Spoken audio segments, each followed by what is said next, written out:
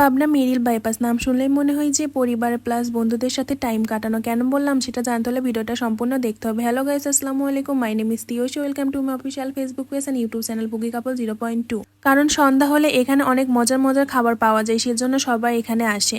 বিশেষ করে এখানে ধোসা প্লাস চিকেন চাপ plus French fry plus chicken, এগুলো সবার মনটা কেড়ে নিয়েছে। এই সন্ধ্যা হলে এখানে অনেক ধরনের ফুড আইটেম পাওয়া যায়, যেগুলা খেতে অনেক দূর দূরান্ত থেকে মানুষ আসে। পাবনা মেরিল বাইপাসের খাবারগুলো চিনে না এইটা বললে ভুল হবে, কারণ সবাই এখানে কেউ না কেউ এই খাবারগুলো ট্রাই করেছে। কারে কাছে কাদের এই খাবারগুলো ভালো লাগে সেটা অবশ্যই আমাকে কমেন্ট করে জানাবা। আমার তো এখানকার চিকেন চাপ প্লাস লুচিটা এত পরিমাণ ভালো লাগে, বিশেষ করে মেয়োনিজ দিয়ে খেতে, তাই আমি আমার হাজবেন্ড আর আপু দুইটা ছেলে না আমরা সন্ধ্যার সময় এখানে খাবার খেতে চলে গিয়েছিলাম।